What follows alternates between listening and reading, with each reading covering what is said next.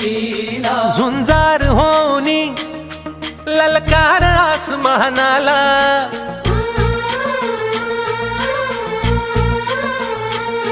लावून कपाळी माती घे झेपक्ष तिच्या पाठी हुंकार भरारीसाठी पेटू दे मनाच्या वाती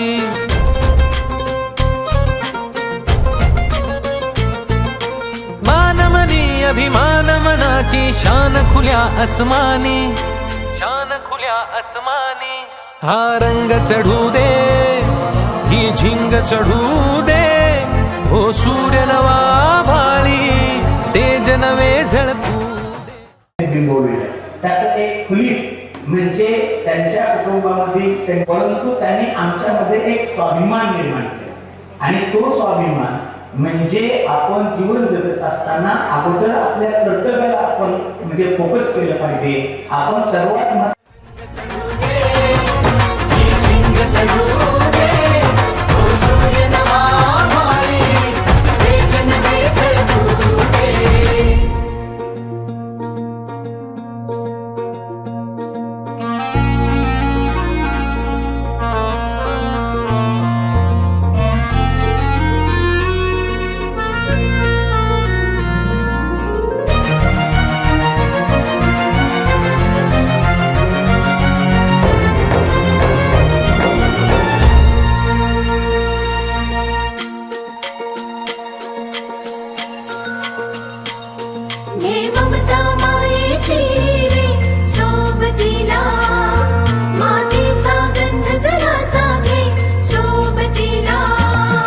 घामाच्या थेंबा मधुनी अंकुर उगवनी यावा अंगार नव्या धमन्यांचा रुजवात बनूनी जावा शिवधनुष्य घे पेलूनी सामर्थ्याला वपणाला हा रंग चढू दे ही झिंग चढू दे हो सूर्य नवा भाळी तेज नवे झळकू दे हा रंग चढू दे ही झिंग चढू दे हो सूर्य नवा भाळी तेज नवे झळकू दे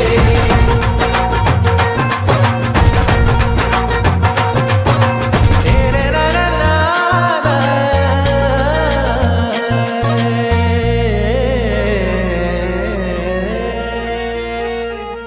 हा रंग चढू दे ही झिंग चढू दे हो सूर्य नवा भाळी तेज नवे झळकू दे.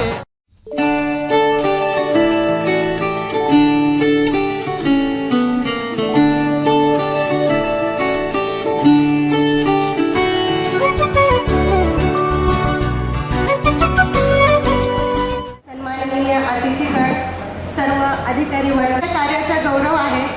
आमच्या हिप्परगे परिवाराच्या वतीने सर्व सख्या सोबत्यांचं ऋणनिर्देशन आहे आणि भाऊंचा आत्मकथन प्लस कार्यगौरव आणि इतरांनी त्यांच्या आठवणी सांगितलेल्या असा हा गौरव ग्रंथ त्याचं विमोचन असा हा तिहेरी कार्यक्रम इथे आज आपण आयोजित केलेला आहे आणि त्या सर्वांचे साक्षीदार होण्यासाठी त्या सोहळ्यासाठी आपण इथे सर्वजण उपस्थित राहिलात. खरं तर मी घरात सर्वात कनिष्ठ आहे, पण आज माझी भूमिका ज्येष्ठ व्यक्तीची आहे. घरातील सर्वात ज्येष्ठ या नात्याने मी आपल्या सर्वांचं खूप खूप स्वागत करते.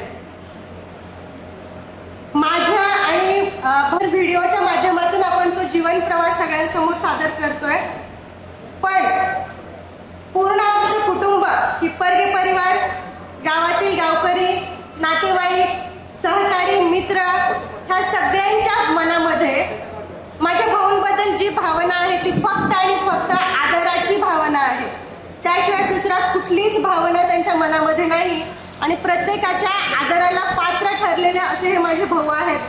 आम्हा तिन्ही भावंडांचे ते रोल मॉडेल आहेत, आदर्श आहेत. त्यांच्या पावलावर पाऊल ठेवून आणि त्यांना वाईट वाटू नये म्हणून आम्ही प्रगती केलेली आहे. माझ्या घडवणूक भाऊंनी गुरु म्हणून तर केलेलीच आहे, बंधू म्हणून पण केलेलीच आहे, पण एक प्रेरणास्थान, विज्ञानमध्ये एक संज्ञा असते कॅटलिस्ट, प्रेरक, फक्त त्या माणसाची उपस्थिती तुम्हाला कार्य करण्याची ऊर्जा देत असते. तो व्यक्ती प्रत्यक्ष त्या कार्य म्हणजे तो घटक त्या प्रक्रियेमध्ये प्रत्यक्ष सहभागी नसतो, तरीही त्याच्या फक्त उपस्थितीने त्याच्या कार्याला गती मिळत असते. फक्त भाऊंचं अस्तित्व आमच्या तिघा भावंडांसाठी पुरेसं आहे. भाऊंकडून जीवनाचे धडे शिकत असताना भाऊंनी मला एक सांगितलं की खेळाचा आनंद हा फक्त खेळामध्ये सहभागी होऊनच घेता येत नसतो, तर तुम्ही बघून सुद्धा खेळातला आनंद घेऊ शकत असता. आणि तो आनंद भाऊंसोबत मी लहानपणापासून क्रिकेट मॅच वगैरे बघत आलेली आहे. आणि ते जे संस्कार झालेत लहानपणी की आनंदामध्ये आनंद मानणे, हा संस्कार मला त्यांच्याकडून मिळालेला आहे. सगळ्यांना माहिती आहे भाऊ मितभाषी आहेत, कारण त्यांचं तत्व आहे action speaks louder than words. ते बोलून कधीच दाखवत नाहीत. त्यांना जे काही करायचं होतं ते त्यांच्या कृतीतून ते दाखवत आहेत. तरीही शांत असूनही भाऊंचा चेहरा कधीच असा धीर गंभीर आम्ही पाहिलेला नाही. नेहमी त्यांच्या चेहऱ्यावरती स्मित हास्य आम्हाला दिसत असतं आणि तेच रोल मॉडेल आम्ही आमच्या समोर ठेवून चालत असतो. आणखी एक गोष्ट मला इथे विशेष करून नमूद करावीशी वाटते की आई वडिलांच्या नंतर माझ्यासाठी सर्वात जास्त वेळ जर कुणी दिला असेल तर तो भाऊंनी दिला मला घडवण्यासाठी. अगदी बालपणापासून मी अगदी भाऊंचा मुलगा मुलगी त्यांना पण सांगत असते की तुमच्यापेक्षा जास्त वेळ भाऊंनी मला दिला आणि त्याचा मला निश्चितच अभिमान आहे. भाऊंनी जी काही घडवणूक केली आहे आणि एक वाक्य भाऊंचं मी कायमस्वरूपी लक्षात ठेवलं, जो स्वावलंबी असतो तो कधीच अपंग नसतो. तो स्वावलंबी आहे आणि त्याच्यामुळे कसलाही न्यूनगंड न बाळगता मी माझ्या जीवनसाथीच्या प्रवासामध्ये आगेकूच करत आहे. भाऊंच्या शुभेच्छा आशीर्वाद हे सदैव आमच्या पाठीशी आहेत आणि भाऊंचा गुणगौरव करत असताना भाऊंच्या पूर्ण प्रवासात मला साथ दिलेल्या माझ्या बहिणी, कारण मी अगदी 5वीला होतो तेव्हा भाऊंचं लग्न झालेलं, म्हणून 5वी माझी आणि बहिणींची जी गट्टी जमली आहे ती आतापर्यंत कायम आहे. आज या सेवापूर्तीच्या क्षणी मी त्यांना निरामय निरोगी आयुष्याच्या शुभेच्छा देते आणि यानंतर त्यांचा जीवन प्रवास उलगडणारा व्हिडिओ आपण पाहूया. धन्यवाद. शिक्षण क्षेत्रात फक्त आपल्या भावंडांना इतर अनेक विद्यार्थ्यांना शिक्षण घेण्याची प्रेरणा हातावर पोट असणारे, कपडे शिवून दुधाचा व्यवसाय करून जीविका भागवणारे आईवडील, कुटुंबाचा कसल्याही शैक्षणिक किंवा इतर कुठल्याही प्रगतीचे वडिलांचे लाड खूप होते, तरीही आई व वडील दोघेही संस्कारांच्या व शिस्तीच्या बाबतीत खूप सजग होते. गल्लीतील सगळे व बबूचा झेंडा ओत येते असे बोबडे बोलत सगळीकडे जाऊन शिक्षण क्षेत्रात स्वतःच्या नावाचा जो झेंडा रोवला आहे. अशा वेळी पंकजरावांचे शिक्षक मित्र श्री विठ्ठल भांद्राळे यांनी त्यांना हातखेडा हे गाव सोडून स्थलांतर करण्याचा सल्ला दिला किंवा गावालगत नदी असल्याने वाळू उपशाच्या कामावर मजुरीने जाणे. त्यामुळे हल्लाळी गुरुजी ज्या शाळेत शिक्षक होते तिथेच बबनने सासऱ्यांच्या म्हणजे ज्ञानोबा पाटील यांच्या अंगणात कुळाचे गुण करून संसार काढला. हल्लाळी गुरुजी आनंदवाडीच्या जिल्हा परिषद शाळेत शिक्षक म्हणून कार्यरत होते आणि त्यांनी अगदी सुरुवातीपासूनच प्रभाकर कडून कसून अभ्यासाला सुरुवात केली. लक्ष होते इयत्ता 4ची शिष्यवृत्ती परीक्षा गुणवत्तेसह उत्तीर्ण करून शासकीय विद्यानिकेतनला प्रवेश मिळवणे आणि प्रभाकरच्या मेहनतीला यश आले. शासकीय विद्यानिकेतन पात्रतेसह प्रभाकर इयत्ता 4ची शिष्यवृत्ती परीक्षा उत्तीर्ण झाला आणि इथून सुरू झाला एका दुर्दम्य अशा शक्तीचा शैक्षणिक प्रवास.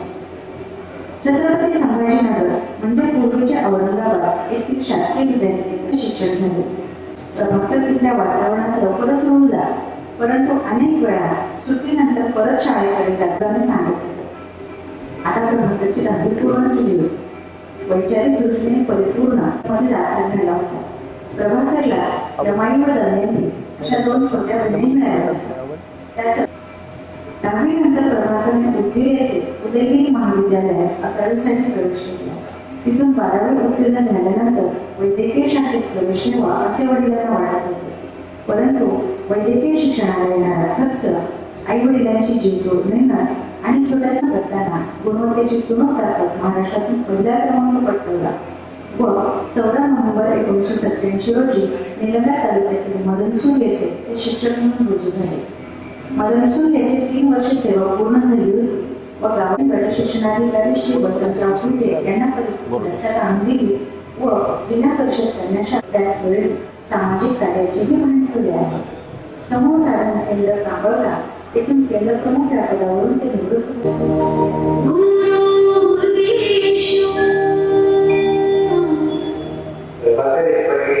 म्हणजे राजकीय विद्यार्थी त्यांनी माझी मजा आपल्या हातात घेतली आणि शिक्षण क्षेत्रामध्ये प्रचंड काम केलं.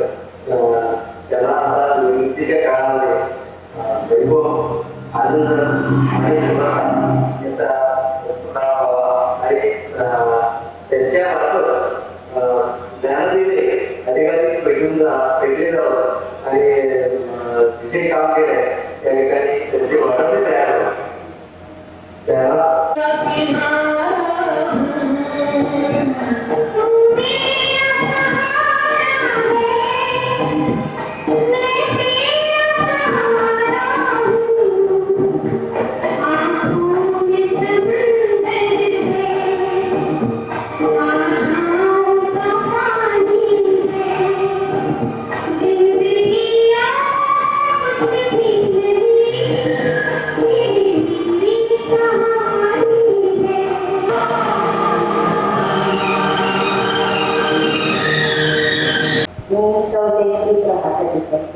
मी तुमच्या सर्वांचे आभार मानते. तुम्ही सर्वजण इथे आलात आणि यांचंही गाण्याच्या कार्यक्रमासाठी तुम्ही सगळेजण यांच्याबद्दल सांगायचं तर खूप काही आहे. आमच्या जीवनाची सुरुवात ही 21 मे 1991 पासून चालू झाली. मी शहरातली आणि मी खेड्यातली, त्याच्यामुळे आमच्या दोघांना एकमेकाला समजून खूप वेळ केला. ते सासू सासरे दोघं पण खूप समजून आले. त्यांनी मला समजून घेतलं. मला काही चांगले नसताना सुद्धा त्यांनी सर्वांना समजून कसं करायचं हे सगळं सांगितलं. मुळात त्यांचा स्वभाव होता मितभाषी, कमी बोलणारी आणि मी होते बरोबर. त्याच्यामुळं आमचं दोघांचं जर गेला तर यांना खूप कामाची आवड आणि शिक्षणाची पण खूप आवड. त्यांना निसर्गामध्ये फिरण्याची खूप आवड आहे. यांना बघण्याची खूप आवड आणि यांनी शिक्षण घेतली तर खूप जागी प्रशिक्षण पण घेतलं आणि अजून पण त्यांचं शिक्षण चालू आहे. ते केले. त्यांना शिक्षण घेणं आवडतं आणि शिक्षण देणं पण आवडतं.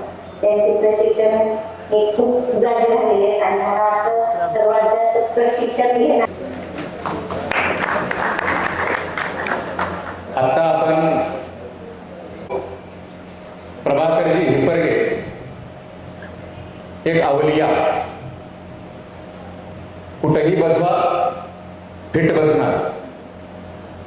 त्यांच्या मनात जर आलं इथं मला बसायचं नाही तर तुम्ही कितीही बसणार. केंद्र प्रमुख केंद्रीय प्राथमिक शाळा कांबळगा, तालुका शिरोळ अनंतपाळ, जिल्हा लातूर. ज्ञान साधनेच्या अखंड प्रवाहात निशब्द पण प्रेरक ठसे उमटवणारे माननीय श्री प्रभाकर व्यंकटराव हिप्परगे यांचे संपूर्ण शैक्षणिक जीवन उदात्त मूल्यांचे तेजस्वी दीप आहे. 14 नोव्हेंबर 1987 रोजी शिक्षण रूपी सेवेच्या जहाजात बसून सेवा प्रवास करत 30 सप्टेंबर 2025 रोजी आपण सेवानिवृत्तीच्या सुवर्ण उंबरठ्यावर पाऊल ठेवताना आपल्या अविस्मरणीय वाटचालीची आम्ही साक्षी झालो. सर्व शिक्षक, विद्यार्थी, पालक, मित्र व सहकर्मी मनपूर्वक वंदन करीत आहोत. आपण शिक्षक या शब्दाला केवळ व्यावसायिक चौकटीत न ठेवता तो एक ध्येयवेडा तपस्वीपणा म्हणून जगला. ज्ञानार्जन आणि ज्ञानदान या 2 पायावर उभ्या असलेल्या शैक्षणिक प्रवासात आपण चिकित्सक, संशोधक म्हणून सतत नव्या प्रयोगाची दिशा दाखवली. शिक्षण हे केवळ पाठांतर नव्हे तर जीवनात दिशा देणारे सशक्त साधन आहे. हे आपल्या प्रत्येक कृतीतून विद्यार्थी व शिक्षकांना उमगले. इरादा सारख्या शैक्षणिक चळवळीतील आपला सदैव पुढाकार हा आपल्या प्रगल्भ दृष्टिकोनाचा आणि शैक्षणिक जीवन जाणीवतेचा दस्तऐवज आहे. आपले विचार मंथन करणारी गंभीर शैली आणि अधूनमधून उसळणारे चपखल विनोदाचे फवारे मंडळींना केवळ हसवूनच सोडत नाही, तर त्या विनोदातून विचारांची नवी वाटही खुली करून देतात. विषय कितीही कठीण असो, तो रसाळ आणि समजण्यास सोपा करून सांगण्याची आपली सुलभता ही शिक्षक व विद्यार्थ्यांसाठी अमूल्य देणगी आहे. आपले म्हणणे कधीही इतरांवर लादले नाही, पण ठाम पुराव्यांनी मुद्दा पटवून देण्याचे कौशल्य ही आपली वैशिष्ट्यपूर्ण ओळख आहे. कुटुंबावर निश्चित प्रेम करणारा, आई वडिलांची निश्चित सेवा करणारा, पत्नीच्या आजारात खंबीर आधार बनलेला हा आपला जीवन प्रवास मूल्यांची व करुणेची जिवंत शिकवण आहे. आपण आपल्या कुटुंबातील प्रत्येक सदस्याला सौम्य मार्गदर्शन देत त्यांच्या जीवनात सकारात्मक बदल घडून आणले. हे आपले वैयक्तिक यश नव्हे, तर आपल्या संवेदनशीलतेचे जिवंत उदाहरण आहे. आपले पुस्तक प्रेम तर सर्वश्रुत आहे. पुस्तक प्रेरणा ही आपली ओळख आहे. आपण अभिमानाने आणि आनंदाने जगला. मित्रांच्या वाढदिवसाला पुस्तके भेट देण्याची आपली परंपरा केवळ भेट वस्तू नाही, तर ज्ञानाची श्रीमंती वाटण्याची अनोखी सवय आहे. आणि ती आपण सेवेच्या अखेरच्या दिवसापर्यंत जपला. व सकारात्मक हात तुरे, शाल, बुके अशा वस्तूंना फाटा मारून स्वतःची पुस्तक तुला करून ज्ञानरूपी विजयांचे घरोघरी उज्ज्वल करण्याची अफलातून कल्पना आजही त्याची साक्ष देते. मित्रांच्या हृदयावर सदैव आदिराज्य गाजवणारा मैत्रीच्या दुनियेतील खऱ्या अर्थाने आपण राजा माणूस केंद्र प्रमुख म्हणून आपण विद्यार्थी, शिक्षक व पालकांना अनमोल मार्गदर्शन केले. आपले नेतृत्व गुण, समतोल निर्णय क्षमता आणि सर्वांना सोबत घेऊन चालण्याची वृत्ती आपल्या कार्याला नवी उंची दिली. कोणत्याही पुरस्काराची अपेक्षा न बाळगता केवळ कार्यातून स्वतःची ओळख निर्माण करण्याचे आपणच खरे नेतृत्वाचे आदर्श आहात. आपल्या कार्यातून अनेक महनीय व्यक्तीच्या मनावर अविस्मरणीय ठसा उमटवला आहे.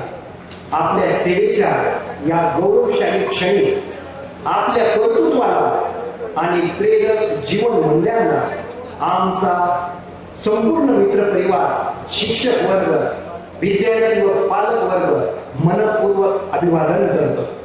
आपल्या आगामी वाटचाली आयुष्यातही आरोग्य, आनंद व सृजनशीलतेची नवी क्षितिजे सदैव खुली राहो अशा मंगलमय कामनेसह हे सन्मानपत्र आपणास आदरपूर्वक प्रदान करण्यात येत आहे.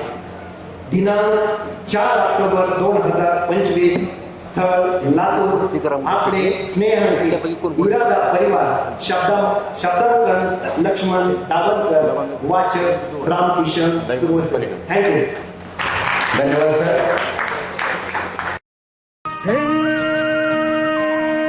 हृदयाचा पथ विजयाचा सारथी तूच तुझा, जल्लोषाचा इंद्रधनू तू पसर तू बहुदिशा,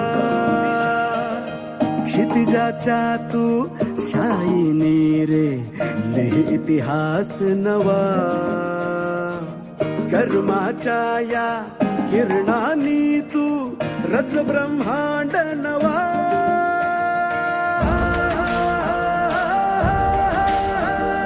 उदयाचा सूर्य तू, सूर्याचा पूर्व तू, गगनाचा गर्व हे तू, वणव्याची आग तू, धगधगता ध्यास तू, लखलखता लावा हे तू. Thank you very much for everything. नाही गिरी मॅडम, तृप्ती अंदर असायलाच पाहिजे, कारण नसोगे तोही लंबे जिओगे. मी आहे मम्मीची शोना, पप्पाची पिल्लू आणि आई बाबांची सानू. मी कारण ते 4-5 तास लिहिणे, शिक्षणाधिकारी योजना लातूर आणि ड्रायव्हिंग करतात. माझे बाबा मला खूप आवडतात. वेगवेगळे गेम्स घेतात, रनिंग करतात, फिरायला जातो आणि पेंटिंग्स करतात आणि अभ्यास करून घेतात बरं का. आणि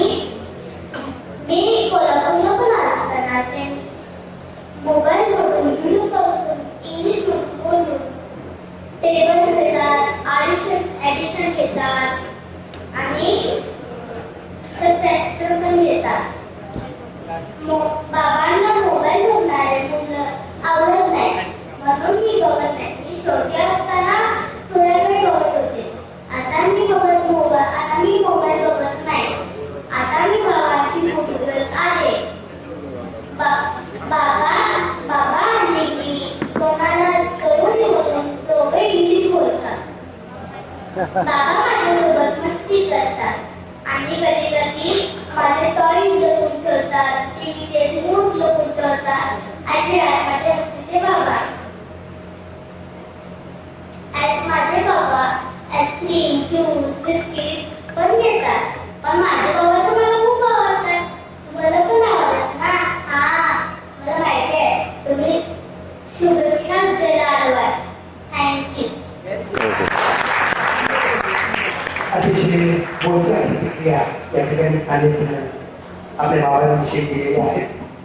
प्रभाकरी परिसरावर जीव लावणारे आपण सर्व जीवलग, आपण सगळेजण त्यांना आज या ठिकाणी त्यांचं जे एकूण कार्यकर्तृत्व आहे, त्यांचं एकूण जे जगणं आहे त्याच या निमित्ताने या ठिकाणी अनुभवलं.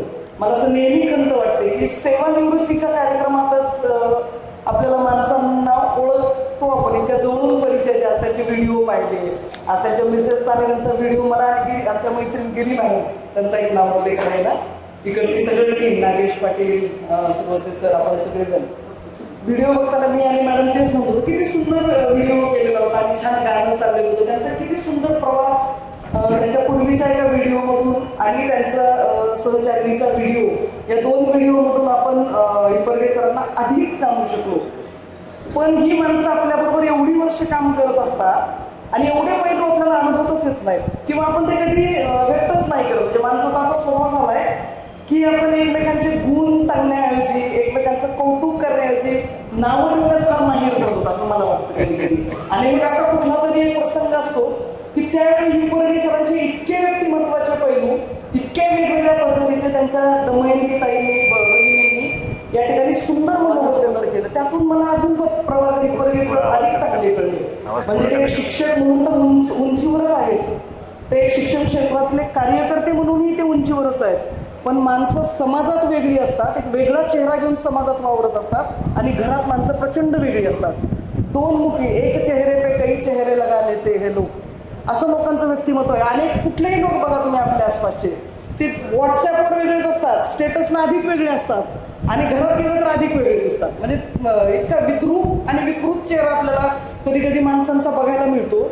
आणि त्या पार्श्वभूमीवर जेव्हा हिप्परगे सरांच्या सेवानिवृत्तीसाठी आपण विचारू, इतके हळवा त्यांच्या बाजू, त्यांच्या बहिणीचं मनोगत, एक बहीण आजच्या सख्खा भाऊ बहिणीकडे लवकर बघायला तयार होत नाही आणि त्याने किती महत्वाने, किती आत्मीयतेने आपल्या भावाबद्दलच्या भावना व्यक्त केल्या आणि या भावना कृत्रिम नव्हत्या, त्या हृदयापर्यंत पोहोचल्या आपल्या, कारण त्या खऱ्या होत्या. त्यांच्या बोलण्यामध्ये जी आत्मीयता होती त्यांच्या भावाबद्दल, की आई वडिलांच्या जागी त्यांचा भाऊ आहे, किती सुंदर पैलू व्यक्तिमत्वाचे त्यांचे आपण बघितले. आणि मला वाटतं माणूस म्हणून तुम्ही उंचीवर जर असाल तर शिक्षक म्हणून तुम्ही 100% उंचीवर असता. म्हणून माणूस म्हणून उंच होता यावं. ज्याला माणूस उंच होता आलं, ज्याला माणूस म्हणून खूप चांगलं जगता आलं ना, तर त्याला मला वाटतं की मग तुम्ही शिक्षक असा, शिक्षणाधिकारी असा, नाहीतर कुणीही केंद्रप्रमुख असा, कुणी असा, तुम्ही त्या त्या क्षेत्रातली उंची आपोआप गाठता. त्यामुळे माणूस म्हणून उंच होणं. आणि मला वाटतं की शिक्षक म्हणून तर तुम्ही ग्रेटच आहात हिप्परगे सर. सरांसोबत आम्ही MOTचे प्रशिक्षण केले, इतर अनेक ठिकाणी डाएटचे प्रशिक्षण, वेदच्या प्रशिक्षणाला एकत्र होतो.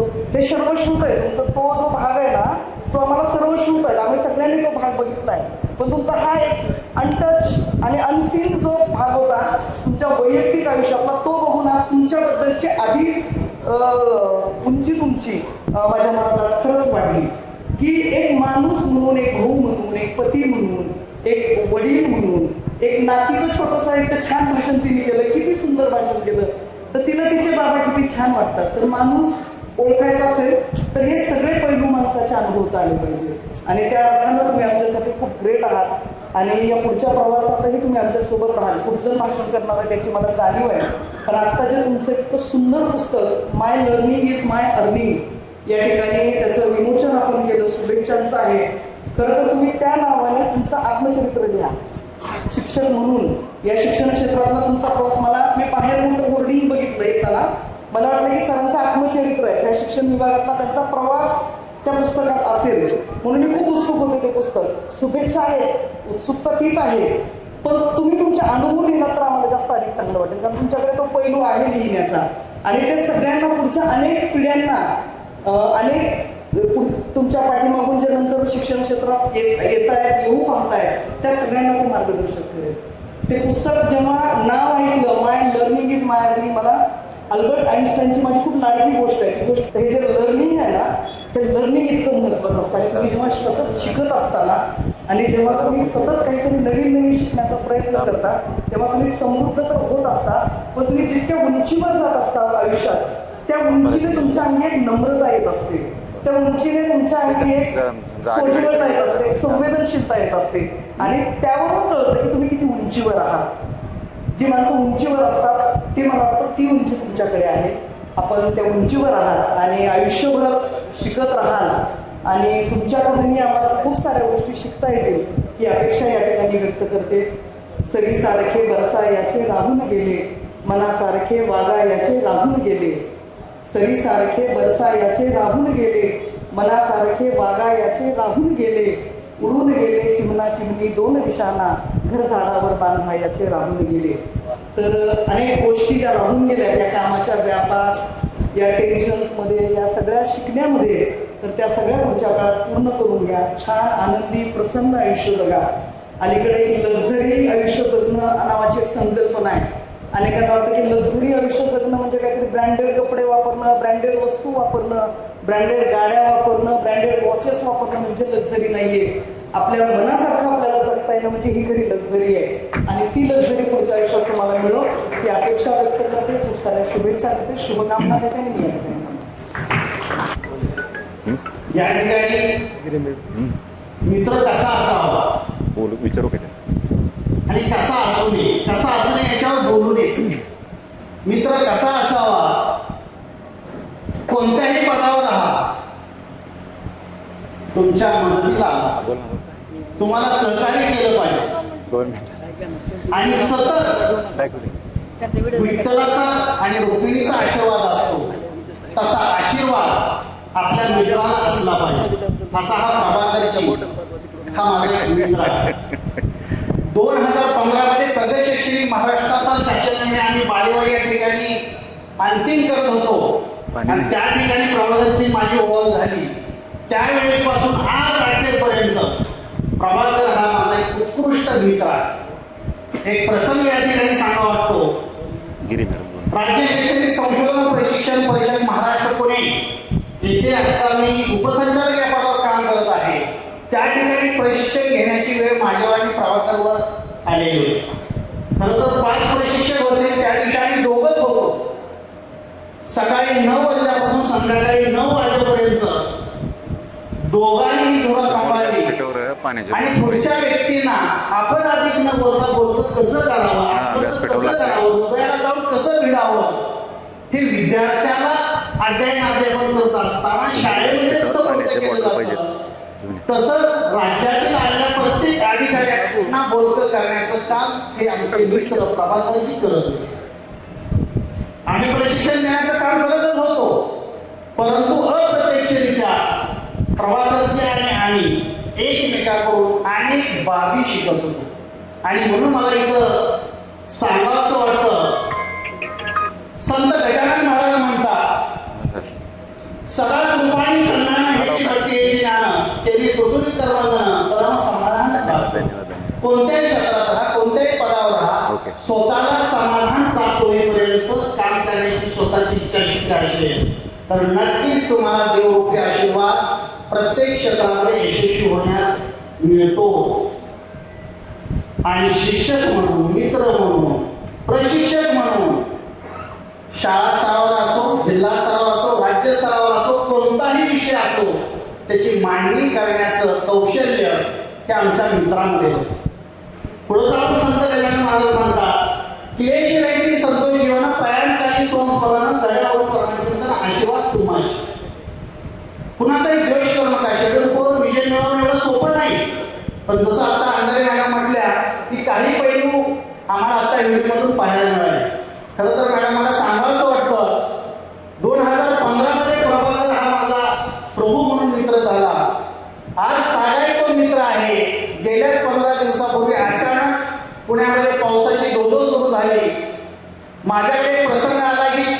पुस्तिकेच्या मला प्रस्ताविका लिहायच्या होत्या आणि मी प्रभाकरला फोन केला, प्रभाकर अशाशा आपल्याला प्रस्ताविका लिहायच्या आहेत आणि तू मला लिहून देणं गरजेचं आहे, मी तुला मुद्दे पाठवले. प्रभाकरला मी मुद्दे पाठवले 10. एका तासामध्ये प्रभाकरनी 4 पुस्तिकेच्या प्रस्ताविका मला लिहून दिल्या. त्याच्यामध्ये थोडेफार बदल करून त्याने अंतिम केलं, परंतु कुठेही जाऊ द्या, कोणत्याही अधिकाऱ्यांनी कोणत्याही व्यक्तीने काम सांगितलं त्याच्यावर प्रभुत्व मिळवण्या इतपत प्रभाकरचं ज्ञान कौशल्य त्याच्या जीवनामध्ये विकसित झाले आहे. माणसाच्या व्यक्तिमत्वामध्ये सकारात्मक दृष्टिकोन असेल, मिळालेल्या ज्ञानाचं कौशल्य देण्याची क्षमता असेल आणि जे माझ्याकडे ज्ञान आहे ते अगदी आता बालवाडीमध्ये किंवा पहिलीतील विद्यार्थ्यांना सुद्धा खेळवत ठेवण्याची ज्याच्याकडे क्षमता आहे असाच उत्कृष्ट शिक्षक होत जातो. म्हणून मी माझ्या मित्राला सांगेन, आपण तर विठ्ठल होणार नाही, आपण तर गजानन होणार नाही, परंतु माणूस म्हणून जगायला शिकणं हे आपल्या जीवनातलं सर्वात मोठं ध्येय आहे. आज तुम्ही सेवानिवृत्त होत आहात, परंतु पुढची दिशा तुम्हाला या ठिकाणी प्राप्त होत आहे. जसं मॅडमने सांगितलं, हे तुम्ही जीवनचरित्र लिहा. मी म्हणेन प्रभाकर जीवनचरित्र लिहाच. धन्यवाद सर. खरं तर आजचा प्रसंग सगळ्यांसाठी हळवा पण आहे आणि आमच्या वहिनीकडे बघितल्याची वाटते आनंद, पुन्हा करायचं मग बोलून. कारण मागच्या काही दिवसापासून वहिनीची परिस्थिती पाहता आम्ही अगदी जवळून पाहिलेला आहे. पण त्याही परिस्थितीमध्ये आजही वहिनी हसतायत आणि त्या आणखी जास्त हसतायत त्याचा आहे की बाबा प्रभाकर दादा आतापर्यंत आम्हाला सगळ्याला वेळ देत होते, आता सगळा वेळ त्यांना द्यावा. खरोखरच वहिनीसाठी आनंदाचा क्षण म्हणायला हरकत नाही.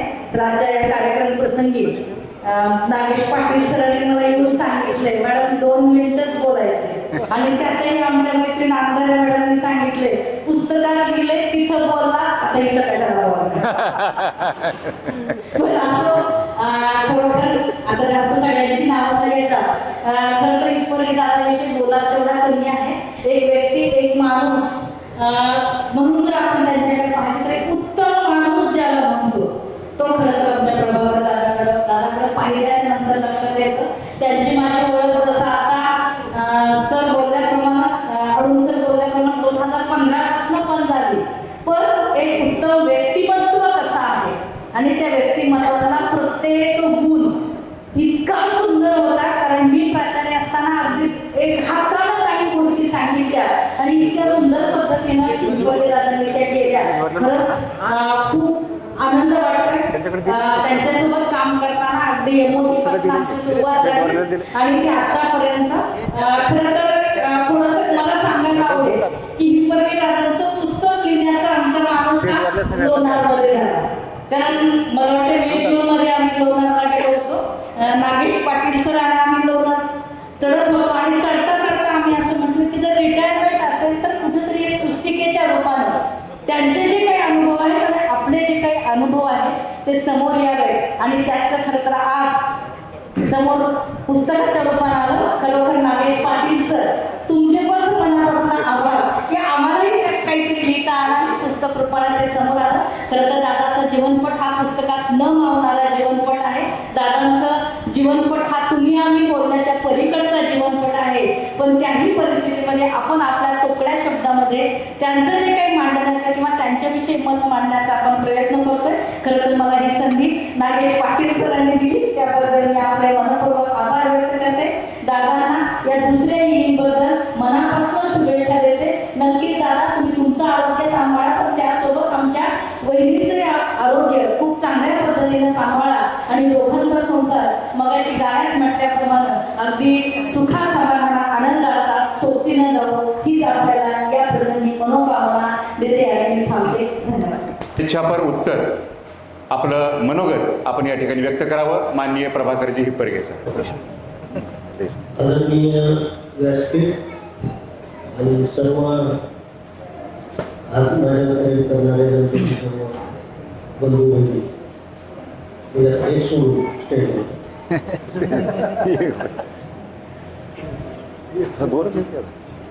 माझ्या पुस्तकाचं जे नाव होतं त्या पुस्तकामुळं ही जरी समोर प्रत्येक खुर्चीवरची आहे ती माझ्या आधी आहे.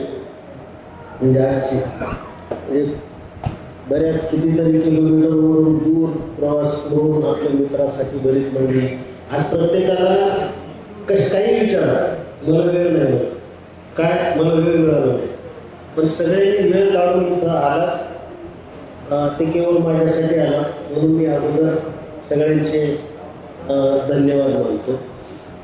राहिलं पुस्तक प्रकाशनाचं नाव पुस्तकाचं हेच का दिलं लर्निंग इज माय आर्मी म्हणजे शिकणं हीच माझी मिळकत. आपल्या भाषेत जर बोललं तर आपली मिळकत. आत्ता बोलताना पण व्याख्यानामधून ऐकलं की आपण त्याच्यात बरेच काही शीर्षक आहेत. देव माणूस पण म्हणले पण देव माणूस म्हणून घ्यायला मी स्वतःला तसा तयार पण नाही.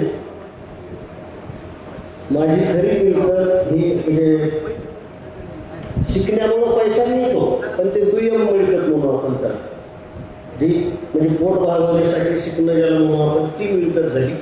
परंतु माणसं मिळवणं मित्र मिळवणं काहीतरी जीवनात येऊन म्हणजे वेगवेगळी कौशल्य शिकणं कारण आज 21व्या शतकातील कौशल्य आपण सगळेजण पाहत आहोत ना काय काय पाहिजे ती सगळी मिळवणं हीच खरी मिळकत आहे आणि ती लर्निंगमधून मिळते. असं जर बघितलं तर प्रत्येक गोष्टीत शिकण्यासारखं काहीतरी मला सांगा फोन कॉल जरी आला कोणाचा त्याच्या बोलण्यातून काहीतरी शिकायचं कोणाशी भांडण झालं समजा एखाद्या शिक्षकाशी किंवा कुठल्या त्यांच्या भांडणातून सुद्धा म्हणजे मी शिकलेलो आहे काही ना काही पण त्याच्यातून मी मग फक्त शिकण्याचं साधन म्हणजे पुस्तकच नाही तर आपला संवाद सुसंवाद यातून बऱ्याच गोष्टी आपल्याला शिकायला मिळतात आणि त्याचंच काहीसं थोडंसं तुम्ही मग याच्यात दिलं. खरं तर 58 वर्षाची म्हणजे जीवनगाथा किंवा 58 वर्षाचा प्रवास मी 29 पेजेसमध्ये केलं पहिल्या. ते खरं तर म्हणजे खूप सोपं काय वाटतं का नाही पण तरी म्हणजे लिहिण्याचा प्रयत्न केला. मॅडमनी आणि आता जाधव सरांनी पण सांगितल्यासारखं पुढं म्हणजे सविस्तरपणे लिहिण्याचा प्रयत्न करेन. पण आज घडीला याच पुस्तिका ही 2 पुस्तिका आत्मचरित्रपद नाही किंवा हे त्याच्यात एक माझं वाक्य आहे एक जोहारी विंडो नावाचा एक प्रकार म्हणजे आत्मपरीक्षणाचा तर तो पण मी म्हणजे याच्यातून प्रयत्न केला की माझा जोहारी विंडो पण याच्यातून म्हणजे व्हावं माझं आत्मपरीक्षण व्हावं दुसऱ्याच्या नजरेतून मी कसा आहे तो एक भाग असतो आणि स्वतःच्या नजरेतून मी कसा आहे तो एक भाग असतो. असे 4 विंडो त्या जोहारीमध्ये असतात. पण हे एक 2 विंडोचं एक जोहारी विंडो पुस्तक ज्याला आपण हायब्रिड ग्रंथ म्हटलं तरी चालेल. अर्ध आत्मचरित्र आणि दुसरा भाग हा इतरांच्या नजरेतून मी कसा आहे म्हणजे त्यांनी जर माझ्यासाठी काही सूचना केल्या तर आणखी मला आयुष्य आहे उर्वरित आयुष्यात त्याच्यात मी काहीतरी सुधारणा करायला या दृष्टीनं मी मनोमत मागवलेली होती. म्हणून मी असं म्हणेन की इथं फक्त गोड गोड चांगलं चांगलं बोलण्यासाठी त्या प्रतिक्रिया म्हणजे नव्हत्या. कारण समारोप निरोप किंवा एखाद्याबद्दलच्या प्रतिक्रिया देताना शक्यतो एक आपला शिष्टाचार असतो की आता त्याच्याबद्दल काय लिहावं चांगलं म्हणून मी एक पत्र दिलं होतं प्रत्येकाला म्हणजे ते प्रतिक्रिया घेत असताना आणि त्या पत्रात स्पष्ट सूचना दिलेल्या होत्या. काय दिलेल्या होत्या ते म्हणजे ज्यांनी लिहिलं त्यांना ते माहीत आहे म्हणजे अवास्तव त्याच्यात स्तुती नसावी मला माझ्यात काहीतरी सुधारणा करता येईल शिकता येईल अशा काहीतरी प्रतिक्रिया लिहाव्यात आणि तसा प्रयत्न करायचा केला की त्या सर्वांचा म्हणजे ऋणी आहे ज्यांनी माझ्याविषयी म्हणजे भावना व्यक्त केल्या त्या सर्वांचा पण या ठिकाणी ऋणी आहे. आणि आत्ता जसं संचलनकर्त्यांनी सांगितलं की आता पावसाचा अंदाज आहे बाहेर हे आहे उपाशी पोटी किती जर म्हणजे कोणी सांगत असेल तर ते आपल्या म्हणजे पचनी पडत नाही. त्याच्यामुळे मी सुद्धा आज म्हणजे आपला अंत न पाहता आपली परीक्षा न घेता थोडक्यात माझं मन संपवतो आणि आपण इथं आला मला शुभेच्छा दिल्या आपल्या सगळ्यांच्या शुभेच्छाचा स्वीकार करून विनंती करेन की आपण म्हणजे शेवटचा जो कार्यक्रम आहे भोजनाचा तो केल्याशिवाय या ठिकाणावर म्हणजे जाऊन याची विनंती करून या ठिकाणी माझं निवेदन संपवतो. या ठिकाणी असले व्यासपीठावरील खास पुण्याहून त्यांच्या विमा खात्यावर झालेले उपसंचालक महोदय जाधव सर त्यांनी संपूर्ण राज्याला प्रशिक्षण दिलं आदरणीय सचिव महोदय नंदकुमार साहेब यांच्या माध्यमातून ते आमचे मित्र श्याम मकरमपुरे सर, वाकचरे सरांच्या बद्दल तर संपूर्ण महाराष्ट्र नव्हे तर संपूर्ण देशामध्ये नगरच्या शाळेचा प्रयोग माहीतच आहे. आमच्या प्राचार्य कोकणात असं बीडमध्ये जाऊन आता आदरणीय गिरी मॅडम, आमच्या डायटचे सन्माननीय प्राचार्य, आमचे मार्गदर्शक आदरणीय सलगर सर, आमच्या भगिनी जे की आता मूस खाल्यानंतर गाजर खावं काय असं फुलारी साहेब नेहमी म्हणतात. म्हणजे त्यांचं बोलणं ऐकल्यानंतर आमचं बोलणं म्हणजे मुसानंतर गाजर खाल्यासारखंच आहे. अंधारे मॅडम, सर्व व्यासपीठावरील मान्यवर ज्यांच्यासाठी आपण विरोधाचा कार्यक्रम केला, त्यांचे मित्र, हिप्परगे ताई, सर्व हिप्परगे परिवारावर प्रेम करणारे संबंध राज्यातून उपस्थित झालेले मान्यवर बंधू भगिनी. खरं म्हणजे सरांचा आणि माझा परिचय शिक्षक असतानापासूनचा. आम्ही साधन व्यक्ती म्हणून काम करत होतो. सरांचं सुद्धा तेव्हापासून निरीक्षण करतो. सरांच्या माध्यमातून आता दाढी वाढून बसलेले मागे आमचे सेवानिवृत्त केंद्र प्रमुख तांबोळी सर आहेत. ते सुद्धा त्यावेळेस आपले साधन व्यक्ती होते.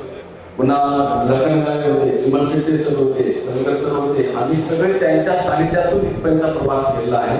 त्यांचं व्यक्तिमत्व लोकांना, गरजूंना नेहमी मदत करणे, मी सुद्धा त्याचा लाभ घेतलेलाच आहे. ताईंना माहीत आहे, तर तेही सांगितलं पाहिजे. तर त्यांना यापुढे आता मी काही जास्त बोलणार नाही.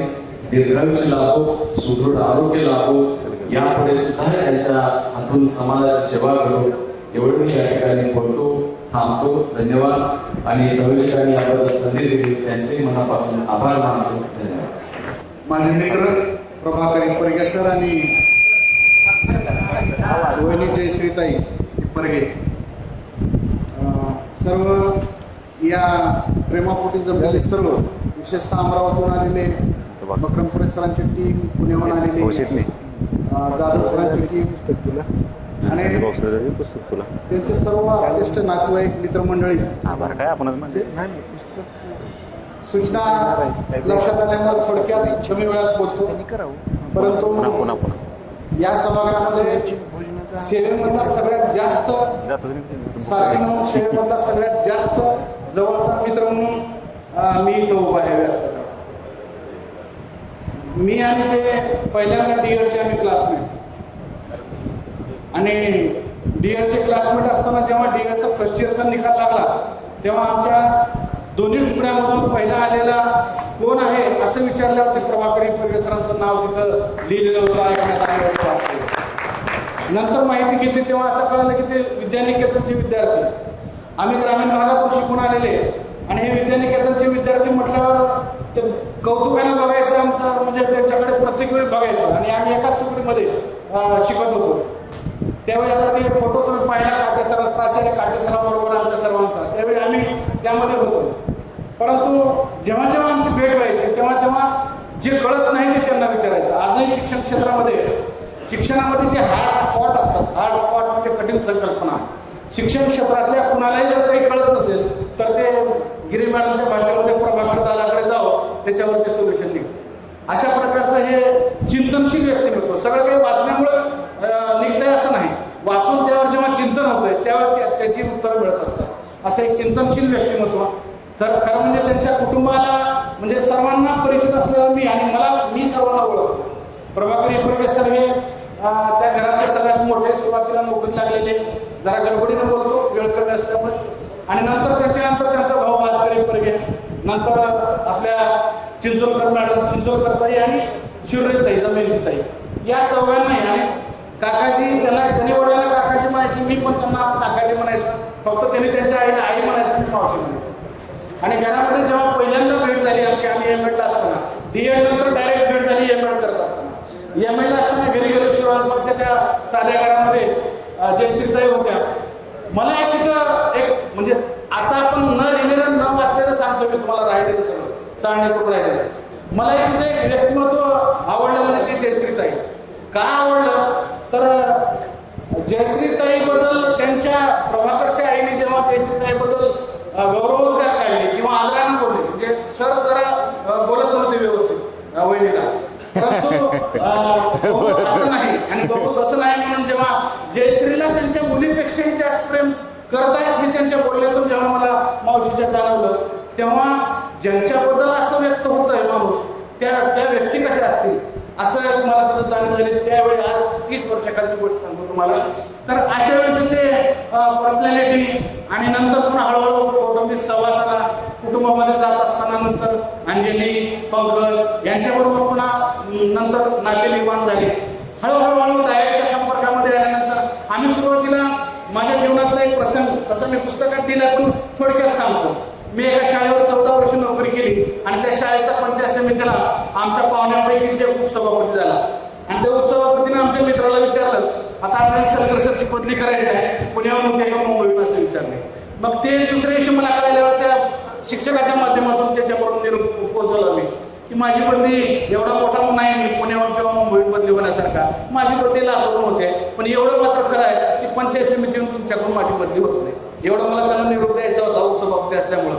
आणि मग नंतर त्याच रात्री 11 वाजता प्रभाकरला फोन केला की मला असं आता सगळ्या गावात जरी काही चांगलं म्हणजे हे असलं तरी म्हणजे हे होण्याचं कारण असं की त्यांचाच एक भाऊ सरपंच झाला होता आणि आम्ही दोघेही म्हणजे तिघही मित्र होतो. परंतु माझं सरपंचाचं जास्त होतं हे त्यांच्या जेव्हा लक्षात आलं तेव्हा त्यांना माझी बदली करावं वाटलं. त्यामुळे मी रात्री 11 वाजता प्रभाकरला फोन केला की परिके सर मला आता शाळा सोडायची. ते म्हणले आता कालपरवाचा अर्ज केले SSA साधारण व्यक्ती म्हणून भरायचे होते, ते अर्ज केले. तुम्ही अर्ज केला नाही का? म्हणून नाही केला. मग तुम्ही पटकन अर्ज करा. बेवकडचा नागोराव भोसले नावाची बेव होती. सकाळी 8 वाजता नागोराव भोसलेच्या घरी फाईल येऊन आणि फाईल येऊन गेल्यावर भोसले सरांनी सांगितलं ठीक आहे तुमची जेव्हा आणून द्या. आणि माझी त्या ऑर्डरमध्ये नाव आलं आणि प्रभाकर सोबत काम करायची मला संधी मिळाली. अशा अनेक प्रसंगी म्हणजे एकदा असंच PS काळेसाहेब शिक्षणाधिकारी होते, परीक्षा घेतल्या आमच्या 102 लोकांनी परीक्षा घेतली. सभागृहामध्ये PS काळेसाहेबांनी सांगितलं मॅडम की पहिल्या 5 येणाऱ्याला मागं तिथं देतो असा शब्द दिला. आणि मग परीक्षा झाली. परीक्षा झाल्यावर लेखी परीक्षेची गुणवत्ता यादी लागली. पहिला नंबर माझा, दुसरा नंबर प्रभाकरचा. आणि मग असा नंबर लागल्यावर काळे सरांना विचारलं सर आता माझा पहिला आहे, प्रभाकरचा दुसरा आहे, म्हणून तर तुम्हाला जिल्ह्याला घेणार आहोत. मी म्हणलं जिल्ह्याला नाही राज्याला जरी घेतलं तर मला ते काही कामाचं नाही, कारण मला माझ्या उदगीरला जर दिला तर ठीक आहे, नाही तर मला माझ्या शाळेवर राहू द्या. असं म्हटल्यानंतर त्यांनी काही माझं काम केलं नाही काळे सरांनी. आणि मग प्रभाकरला फोन केला, आता कसं करावं, आपण तर पहिल्या डेप्युटेशनवर होतो आणि आता तर मला ते लातूरला काही रोज येणं शक्य नाही. 49 रुपये रोज जायला आणि 49 रुपये रोज यायला त्यावेळची गोष्ट आहे आणि ते शक्य नाही. मग प्रभाकरने पुन्हा एक सोल्युशन काढलं आणि प्रभाकरने सांगितलं तुम्ही चंदन शिवसरांना आत्ताच्या आत्ता फोन करा. 12:15 वाजले होते रात्रीचे. चंदन शिवसाहेब जिल्हा परिषदमध्ये काम करत होते. शिवाजी चंदन शिव नावाचा एक माणूस होऊन गेला जिल्हा परिषदमध्ये आपल्या शिक्षणाधिकारी. प्रभाकरने फोन केला, नंबर दिला, चंदन शिवसाहेबाला फोन केलं. सरांना सांगितलं सर मला लातूरला घेणार असाल DRCला, त्यावेळी DRC होतं ते लातूरचं, DRCला घेणार असाल तर माझी निवड करू नका, मला जर देता आलं तर उदगीरला द्या. ते म्हणले उदगीरला काही देता येणार नाही, शिक्षणाधिकारी फारच आग्रही आहेत आणि ते काय दुसरं काही आहे का जवळचं मागा, देवणी जळकोट द्या. माझी देवणीला म्हणजे शिक्षणाधिकाऱ्याची सही होऊन CO कडे फाईल जात असताना व्हाईटनर लावून चंदन शिवसाहेबांनी देवणी दिला आणि माझी सोय झाली.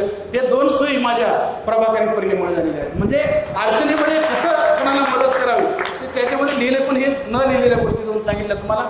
अशा अनेक वेळी जेव्हा जेव्हा काही व्याख्यानाचा प्रसंग येतो, कधी कुठं बोलायचा प्रसंग येतो, अशा वेळी जर कुठं काही वाचनामध्ये माझ्या हॉटस्पॉट आला तर ते त्यावेळी फोन करतो, ही संकल्पना शिक्षणामध्ये आलेली आहे, त्याला काय करावं, तर ते लगेच मागतात. मग ते पुस्तक काढा, ते असं वाचा, त्याला असं माझ्या माहितीप्रमाणे ते असं आहे. आणि अभिमान, अंधारे मॅडम म्हणल्यासारखं अभिमान नावाची गोष्ट नाहीच. एवढी नम्रता आहे. शिक्षणकर्मी असं मी म्हणतो माझ्या हृदयातून त्यांना, शिक्षणकर्मी. काही लोक राजकीय कार्यकर्ते असतात, काही सामाजिक कार्यकर्ते असतात, हा शैक्षणिक कार्यकर्ता आहे आणि उत्कृष्ट आणि प्रामाणिक कार्यकर्ता आहे. एक त्याच्या व्यक्तिमत्वाबद्दल मी एक वाक्य लिहिलं आहे तिथं, प्रामाणिक बोलणारा आणि प्रमाणित बोलणारा असं हे व्यक्तिमत्व आहे.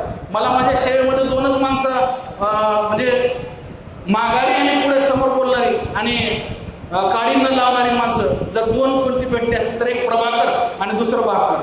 सतीश भाकर नावाचा एक आमच्या DRC मध्ये आहे.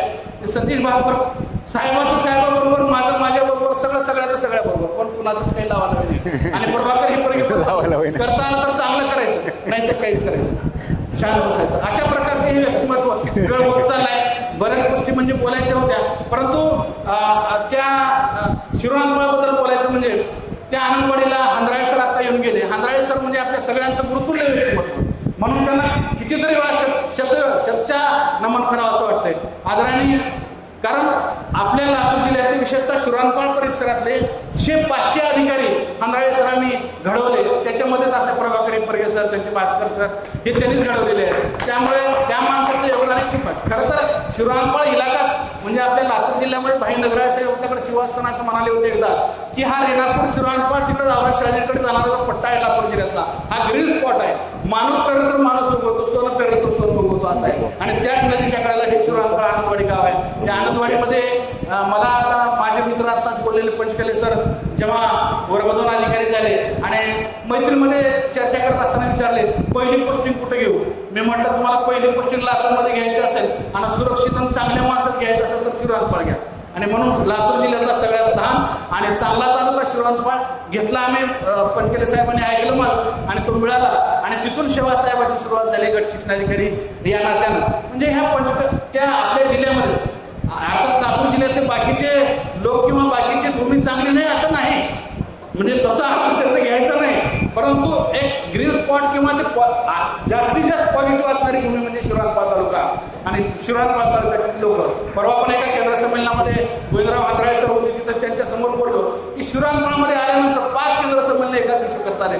शिराळपाळमध्ये आल्यानंतर पॉझिटिव्ह एनर्जी येते. तर असं या शिराळपाळचं हे भूमिपुत्र हे रत्न यांना सेवानिवृत्तीनंतर आता मॅडमच्या बोलण्याप्रमाणे या दुसऱ्या इनिंग नंतर आमच्या डॉक्टर भागवती गिरी मॅडम म्हणले आता दुसरी इनिंग सुरू होत आहे. तर या दुसऱ्या इनिंग नंतर दुसऱ्या इनिंगमध्ये त्यांना आरोग्य लाभो, त्यांना आयुष्य लाभो, निरोगी आरोग्य लाभो, निरोगी आयुष्य लाभो. त्यांच्याबरोबर त्यांच्या आयुष्यभर त्यांचे साथ देणाऱ्या त्यांच्या आयुष्याला पूर्ण होत अशा जयश्रीताई यांनाही आयुर्आरोग्य लाभो अशी शुभकामना देऊन लांबत चाललेलं हे माझं मनोगत अध्यक्षीय असो किंवा मैत्रीचं असो थांबवतो. धन्यवाद. खरं तर अलीकडच्या कालखंडामध्ये माणसं माणसासाठी येतील एकत्र असा भाव आता उरलेला नाही. शिक्षणानं माणसाचं आयुष्याचं काय केलं असा जेव्हा प्रश्न येतो तेव्हा उत्तर एकच मिळतं, माणसाने माणसामध्ये भेद निर्माण केले. सर जे आता सांगत होते की हे एकमेकाला सांगत नाही, हे बहुतेक शिकले नसावे असं मला वाटतं. नाही तर अलीकडे पिन मारणं आणि काड्या करणं हा तर आपला व्यवसाय झालेला आहे असं वाटावं अशी आपली सामाजिक परिस्थिती आहे. तर तुम्ही शिक्षक होता, शिक्षक राहिला आणि शिक्षकासारखं जगला म्हणून ही लोक तुमच्यासोबत आलेली आहे. तुम्ही साहेब झाला असता तर तुमच्यासोबत आली नसते, कारण साहेबामध्ये माणूस पण असतंच असं नाही. पण तुमच्यासाठी साहेब व्यासपीठावरती आले याचं कारण तुमचं आयुष्यभराचं माणूस पण जे आहे ते माणूस पण तुम्ही अंतिम क्षणापर्यंत टिकून ठेवलं म्हणून तुमच्यासाठी लोक आलेली आहे. वहिनींचा चेहरा हसताना बघितला असं सर्वजण म्हणाले की त्यांना आनंद झाला. खरं हा क्षण असा आयुष्यातला असतो, प्रत्येक माणसाच्या आयुष्यात येणारा. अनेकदा कुटुंबामध्ये असं असतं की जी मानते ती जुमानतेच असं होत नाही आणि जी जुमानते ती मानते असं होत नाही. पण त्यांचा चेहरा पाहिजे असं वाटतं की प्रभाकर तुम्हाला जुमानलंय आयुष्यभर आणि तुम्हाला मानले आयुष्यभर. पण बहिणीच्या या निमित्तानं खरा सन्मान त्यांचा आहे की आयुष्यभर हा माणूस बाहेर होता. म्हणजे नोकरी करणं हा वेगळा आहे, पण आम्ही जेव्हा परिषदेमध्ये असायचो, जेव्हा मिपामध्ये असायचो तेव्हा प्रभाकर हमखास असायचा. आता आयुष्यभर फुल पगार मिळाला आणि माणूस निम्मा घरी आला. आता पूर्ण माणूस मिळणार आहे आणि पगार आधा मिळणार आहे. पुन्हा संघर्ष होता कामा नाही, एवढी आपण काळजी घेण्याची आता आवश्यकता आहे. अलीकडे लोक माणसं प्रेम करतात ती पैशावरती. आपण सारे पैशाची मागे लागलो आहोत. पैशावरती प्रेम करणारी माणसं उभी राहिल्यामुळं आपल्या समाजामध्ये सारे प्रश्न निर्माण झालेले आहेत. आणि ह्या साऱ्या परिस्थितीमध्ये तुम्ही आता एका योग्य क्षणावरती सेवानिवृत्त होत आहात. अलीकडे सेवानिवृत्ती पुढच्या कालखंडात वाटायला येईल की नाही याच्यामध्ये शंकाच आहे, पण तुम्ही अत्यंत योग्य वेळी सेवानिवृत्त होता. निवेदकांनी सुरुवातीला जो शब्द वापरला त्यांनी मला जरा चिंता वाटली. त्यांनी जो सुरुवातीचा प्रयोग केला त्या ज्या भाषेत बोलत होते, ज्या टोनमध्ये बोलत होते, त्याचा एकूण मध्ये आता असा होता की पुढच्या काळात लोक शिक्षक होतील असं मला वाटत नाही. मध्यंतरी मी एक गोष्ट वाचत होतो. त्या गोष्टीमध्ये असं होतं की एक गाढव गावामध्ये आजारी पडलं. आता गाढव आजारी पडल्यानंतर गावातले डॉक्टर आले. गावातल्या डॉक्टरांनी गाढव उपचार सुरू केले, गाढव काही उठेना. बरेच तालुक्याचे डॉक्टर आले, गाढव काही उठेना. बरेच जणांनी उपचार केले, गावातले वैद्य आले, त्यांनी त्या गाढवाला उपचार करायचा प्रयत्न केला, गाढव काही उठेना. गावात एक शहाणा माणूस होता. तो गाढवाच्या जवळ गेला, कानात काहीतरी बोलला आणि ते ऐकल्यानंतर गाढव तडकन उठलं. लोकांना वाटलं हा डॉक्टर नाही, हा वैद्य नाही, हा बोलला काय कानामध्ये डॉक्टरच्या, आणि एकदम गाढव उठलं. तेव्हा लोकांनी विचारलं अरे तू काय बोललास? तेव्हा तो एकच वाक्य म्हणला, आता तू जर उठला नाही तर पुढच्या जन्मी गुरुजी होशील. तो पटकन उठला. याचं कारण आता गुरुजींचं काम जे काही वाढलेलं दिसतंय हे सारं पाहिल्यानंतर आता गाढव झालेलं परवडलं पण गुरुजी होणं बरं नव्हे अशी एकूण व्यवस्था. साहेब अलीकडच्या कालखंडामध्ये बदल्या झाल्या.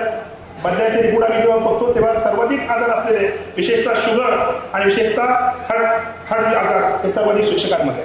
मागील महिन्यामध्ये शिक्षण मंत्री महोदयांसोबत एक संवाद झाला. तेव्हा संवादामध्ये त्यांना स्पष्ट सांगितलं की शिक्षकांचा आजारपण जे वाढतं याची कारण आपण शोधण्याची आवश्यकता आहे. सर्वाधिक आजारपण असलेला आता हा समूह निर्माण झाला आहे. सर्वाधिक शुगरचे पेशंट आपल्याकडे, बीपीचे पेशंट आपल्याकडे आणि सर्वाधिक हार्ट अटॅक येणारे आणि अँजिओपेक्ट झालेले लोक आपली आहेत.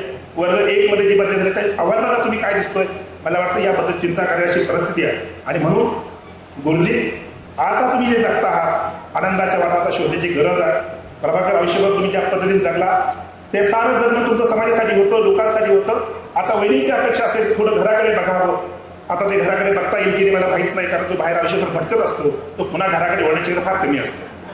त्यांनी घराकडे वळण्याआधी चांगलं असते काढताना घरच्याला पण वाटतं असं की यावं जावं बसावं पण आमच्या सोयीप्रमाणे तुम्ही करावं.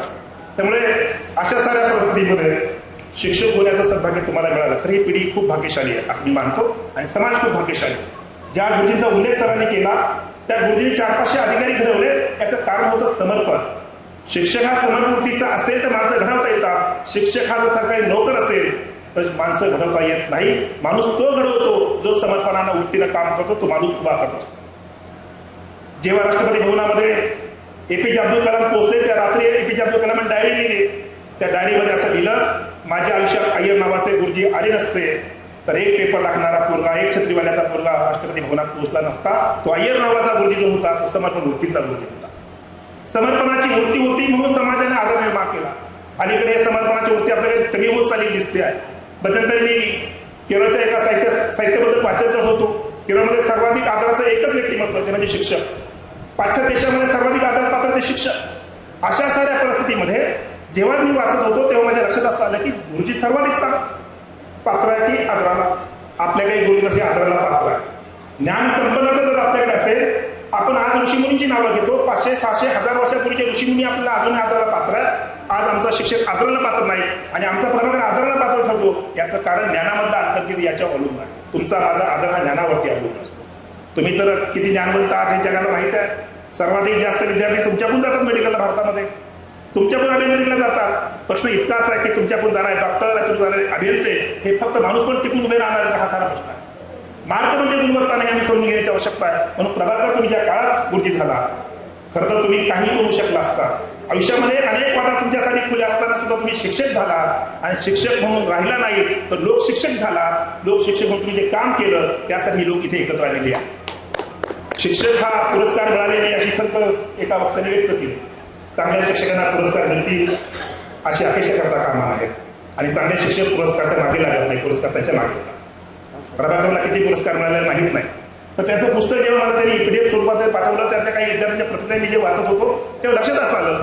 शिक्षक मला एक उदाहरण आठवलं. एकदा एका गुरुजीला असं वाटलं की सर आपल्याला कोणी विचारत नाही, आपली बातमी येत नाही, आपला फोटो येत नाही, दुसऱ्या बातमी येत नाही, कोणी आपल्या नावाचं काही छापत नाही, पेपरला फोटो येत नाही. ते गुरुजी खूप संतापणारा एक दिवस आग्रह झाले आपला फोटो पेपरच्या पहिल्या पानावरती आला पाहिजे. गुरुजीनं बायकोला सांगितलं की उद्या माझा पेपरला फोटो येईल असं मी आज काम करेन. बायको म्हणाली तुम्हाला जे करायचं ते करा, माझं काही दुमत नाही. बायकांना नवऱ्याच्या मर्यादा माहीत असतात. हे जरा तुम्हाला मला अनुभवानं शिकायला मिळेल असं की आपल्या बायकोला मर्यादा माहिती आहे आपल्या काय आहे सरकारची नाव कुंपणापर्यंत असं ते माहीत असतं. मग बायको म्हणाली तुम्हाला करायचं करा. त्याप्रमाणे ती दुसऱ्या दिवशी गुरुजी निघाले. गुरुजीने विचार केला की जगातली सर्वात मोठा गुन्हा कोणता आहे की ज्यांच्याकडे गृहविभाग आहे, जे जिल्ह्याची संपूर्ण सिक्युरिटी ताब्यात ठेवतात तो गृहविभाग आहे, त्यांचे पोलीस अधिकारी आहे. त्या दुसऱ्या दिवशी गुरुजी जिल्ह्याच्या कार्यालयात गेले. एका पोलीस स्टेशनला गेले. PI बसले होते. PIच्या तोंडात वाजवली. त्यांना असं वाटलं आता बातमी येणार, उद्या पेपरला फोटो येणार, गुन्हा दाखल झाला तरी फूट हमखास येणार. PIने तोंडात वाजवल्याबरोबर बेल वाजवली. हवालदाराला सांगितलं एक खुर्ची पाठव आणि 2 कॉफी सांगून ये. गुरुजींना प्रश्न पडला की मी काय करायला गेलो होतो नेमकी. मी जे करायला गेलो होतो त्यातला हा प्रकार दिसत नाही. कॉफी आली. कॉफी पिऊन झाल्यावर PI उभे राहिले, गुरुजीच्या पाया पडले आणि ते म्हणाले गुरुजी आयुष्यभर तुम्ही जे पेरत गेला मी पेरलेलं उगवलं आहेत की ही तपासण्याची वृत्ती तुमच्या संपली दिसत नाही. तुम्ही जी विनम्रता पेरली ती अजून आमच्या आयुष्यात कायम आहे. मी जरी अधिकारी झालो तर विनम्रता विसरलो नाहीत. गुरुजींना विद्यार्थी ओळखू आला नाहीत पण विद्यार्थ्यांनी गुरुजी ओळखले. गुरुजींचा आता हिरमूड झाला की आता आपली बातमी बहुतेक येणारच नाही. ते पुन्हा रस्त्याच्याकडे निघाले. रस्त्याने जात असताना एक सुंदर तरुण रस्त्याच्याकडे चालली होती. त्यांना वाटलं की आता गृह विभागाची बातमी येण्याची शक्यता मावळली, आणखी एक अनैतिक काम करावं म्हणजे बातमी येईल, म्हणून ते रस्त्याच्याकडे जात असताना एक सुंदर तरुण रस्त्याच्याकडे चालली होती. मागून जाऊन तिचा हात पकडला. तिने वाकून पाठीमागे वळून पाहिलं. वळून पाहिल्यानंतर नमस्कार केला, भर रस्त्यावरती नमस्कार केला आणि विचारलं, गुरुजी तुम्ही इथे कसे? ती म्हणाली, तू कोण? तेव्हा ती म्हणाले की आजच या जिल्ह्याचे जिल्हाधिकारी म्हणून रुजू होण्यासाठी आले, शहर फिरून पाहावं म्हणून मी शहर फिरते आहे. अजून मला चार्ज घ्यायचा आहे, पण विचार करत होते या जिल्ह्यामध्ये माझे वडील एका गावामध्ये पोस्ट मास्टर होते, त्या गावातल्या गुरुजींनी मला शिकवलं, त्यांनी मला प्रेरणा दिली, त्यांनी माझं आयुष्य उभं केलं. त्या गुरुजींना जर मला भेटता आलं तर ईश्वराचे माझे उपकार होतील म्हणून विचार करत होते ते गुरुजी आहेत की नाही, मला भेटतील की नाही, ते आता कुठे असतील असा विचार करत असताना परमेश्वर इतका थोर आहे, त्यांनी माझा आवाज ऐकला आणि गुरुजी तुम्हालाच इथं पाठवलं, आता तुम्हाला जाता येणार नाही. गुरुजी पुन्हा माघारी फिरले. तिने लाल दिव्याची गाडी बोलवली आणि सांगितलं, गुरुजी तुम्हाला आता माझ्या कारणात यावं लागेल, तुमच्या उपस्थितीमध्ये मी जिल्हाधिकारी पदाचा कार्यभार स्वीकारते, संध्याकाळचं जेवण तुम्ही माझ्या हातचं करायचं, तुम्ही जे शिकवलं ते माझ्या अन्नात उतरलं की नाही हे तुम्ही बघायचं, माझ्या हाताने जेवण करायचं, रात्री तुम्हाला हवं त्या ठिकाणी मी गाडी चालवत तुम्हाला घरी पोच करेल. बाईने रात्री कलेक्टर बाईने स्वतः गाडी चालवत गुरुजींना घरी पोचवलं. बाईने पुन्हा घरी गेल्या, दरवाजा उघडला, बघितलं गुरुजी दारात उभे होते, लाल दिव्याची गाडी होती. गुरुजींनी विचारलं, बाईने विचारलं, मग पेपरला फोटो वगैरे आलात का? गुरुजी हिरमुसले होते की पेपरला बातमी येण्याची शक्यता मावळली होती. तेव्हा मुख्याध्यापकांची बाईचं फार महत्वाचा विषय होता. ती काय करते याच्यावर सर अवलंबून असतं. सारे म्हणजे असं म्हणाले, ज्या घरातल्या बाईला वाम मार्गाचा पैसा जातो तिचा नवरा वाम मार्गाचा पैसा घरात आणतो. ज्या दिवशी ती सांगते वाम मार्गाचा पैसा घरात आणू नका, माझ्या मुलांमध्ये संस्कार अधिक महत्वाचे, त्या दिवशी नवरा टेबला खालचे पैसे आणत नाही. ती बाई असं म्हणाली, मुख्याध्यापकाची बायको. कोणताही गुरुजी वृत्तपत्राच्या पानावर दिसत असतो, तो मुलांच्या हृदयावरती असतो. प्रभाकर तो मुलांच्या हृदयावरती बोलला. आणि म्हणून तुमच्या या निमित्तानं टाळे वाजवायला आपण GST लागत नाही, अजून आपण आणि दुसऱ्यासाठी टाळे वाजवल्या लोक लवकर मरत नाही. वारकरी संप्रदायातील लोक सर्वाधिक टाळ्या देवाच्या नावाने मारतात म्हणून त्यांना आयुष्य अधिक आहे. देवाचं नाव मग घेतात नाही, आरोग्याची संपत्ती आहे. आपण आपलं काय झालं, काय प्रॉब्लेम आपल्यासाठी व्यवस्थित की आपण इतर वेळेस माणसाला वागत नाही. नोबेल मिळालं मादाम क्युरींना. मादाम क्युरींना नोबेल जाहीर झाल्यानंतर एकाच कुटुंबामध्ये 4 नोबेल आहे. तिला नोबेल जाहीर झाल्यानंतर ती नोबेल आणायला गेली नाही. पत्रकारांना असं वाटलं की आज आपण संध्याकाळी मॅडमची मुलाखत घ्यावी म्हणून पत्रकार मादाम क्युरींच्या दारावरती गेले. मादाम क्युरींच्या दारावरती गेल्यानंतर एक स्त्री बाहेर फक्त गाऊन घालून बसली होती कोट्यावरती. त्यांना असं वाटलं ही एवढी साधी स्त्री कसली नोबेल प्राइज विजेती असू शकते, बहुतेक घरातील मोलकरी नसेल. म्हणून त्याने विचारलं, मॅडम घरात आहेत का? आपल्याकडे दिसण्यावरती फार फोकस आहे. विद्वत्ता म्हणजे दिसणं एवढंच झालेलं आहे. विद्वत्ता तुम्ही बघा ना, जगातले सर्व विद्वान ज्यांचा उल्लेख केला ऐकाय कसे दिसत आहे. जग ज्ञानावरती प्रेम करतं, आपला प्रॉब्लेम थोडा आहे. आपल्याकडे ज्ञानावर प्रेम करणारी माणसं अवतीभोवती दिसत नाही. विवेकानंद जेव्हा शिकागोच्या धर्म परिषदेमध्ये गेले, तिथलं भाषण ऐकल्यानंतर, फ्रान्समध्ये भाषण झाल्यानंतर तिथली एक मार्गरेट नोबेल नावाची मुलगी म्हटली, आय लव्ह यू विवेकानंद. ज्ञानावरती मला तुमच्याशी लग्न करायचं. ज्ञानावरती प्रेम करणाऱ्या माणसं होती. गांधींना फर्स्ट लव्ह नावाचं त्यांचं प्रकरण आहे. गांधी जेव्हा आफ्रिकेत होते तेव्हा एक मुलगी त्यांना म्हटली, गांधीजी मला तुमच्यासोबत लग्न करायचं आहे. ते म्हणाले, भारतीय आहे, माझं लग्न झालंय कस्तुरबा सोबत. अशा बायका मिळायला भाग्य लागतं. प्रभाकर तुम्ही खूप भाग्यशाली आहात, तुम्हाला एक चांगली बायको मिळाली. हे तर अवघड आहे. लोकांचे प्रपंच फार होतीलच आता दिसत नाही. शिकल्यामुळे सारे प्रॉब्लेम झालेले आहे. गांधीजींना गांधी जेव्हा बायकोला मारायचं, गांधी खूप माणूस होता, चांगला माणूस होता गांधीजी. त्यांच्या इतका निर्माण माणूस मी आजपर्यंत पाहिला नाही. प्रामाणिकपणाने सर्व मान्य केले. गांधीजी एकदा बायकोला मारत होते. बायको याचा अर्थ सर्वांनी बायकोला मारावं असं नाही तर मग परत घरी समर्थन गांधी महाराज मग मी काय फरक केला असला अर्थ काढू नका. आपले लोक फार चिंतनशील आहे. गांधींनी एकदा बायकोला मारलं. बायकोला मारल्यानंतर गांधीजींनी मारत असताना कस्तुरबा असं म्हणाली, मारोजे मला दरवाजा बंद करूचे लोक देखोचे महात्मा नाही कहूचे.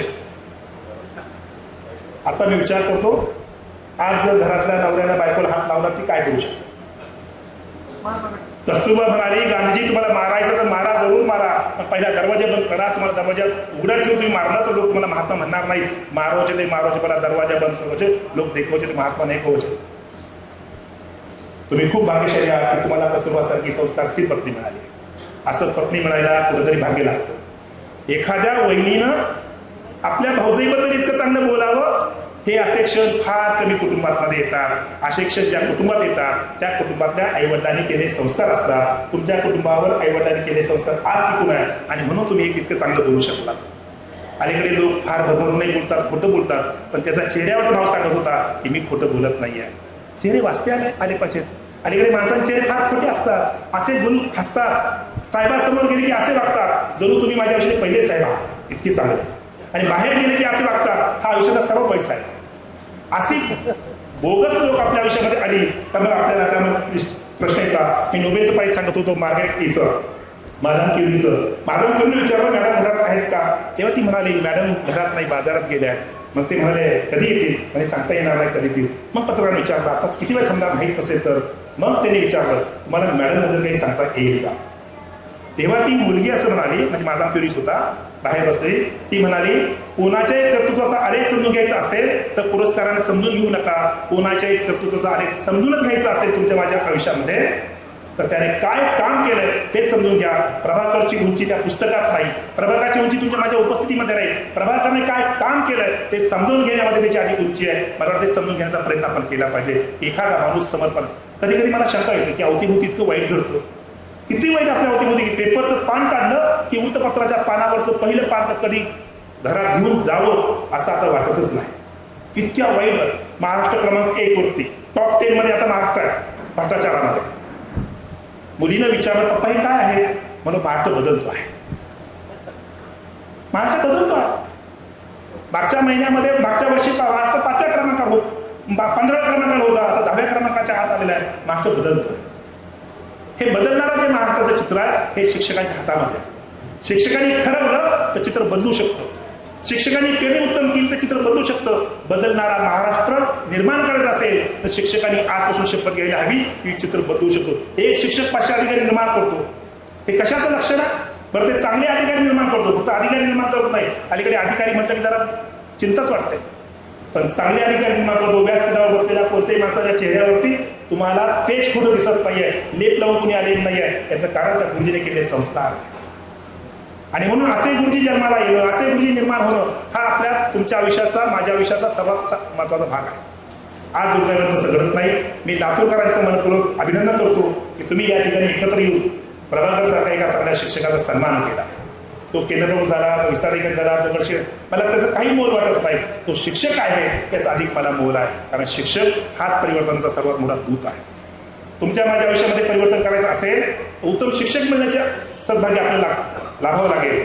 मुळात आपण तुमच्यासारखी ज्ञानी माणसं समाजामध्ये आहेत. सर फार चांगले बोलले की अलीकडे एखादी संकल्पना समजून घ्यायची असेल तर प्रभाकरला विचारलं पाहिजे. मला बरं झालं, थोडासा मार्ग सोपा झाला की आता तुम्हाला फोन करून विचारू शकतो की प्रभाकर ही संकल्पना काय. सोपं करून सांगणं, कठीण गोष्ट सोपी करतो त्याला गुरुजी म्हणतात आणि सोपी गोष्ट कठीण करतो त्याला प्राध्यापक म्हणतात. हे आपलं अंतर आहे. आमचा प्रभाकर गुरुजी यासाठी आहे की त्याने सोप्या गोष्टी कठीण गोष्टी सोप्या करून सांगितल्या. म्हणून प्रभाकर बद्दलचा नितांत आदर आमच्या मनामध्ये आहे.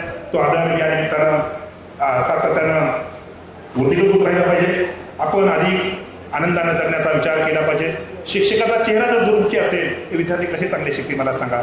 त्यामुळे शिक्षकांना आनंदानं जगलं पाहिजे. शिक्षक इतका आनंदी, आपला प्रॉब्लेम आनंदाचा कुठे आहे. टागोर असं म्हणाले आपला आनंद प्रॉब्लेम आहे बँकेचा बॅलन्स वाढत गेला की आपण आनंदी असतो आणि बॅलन्स कमी होत गेला की दुःखी असतो.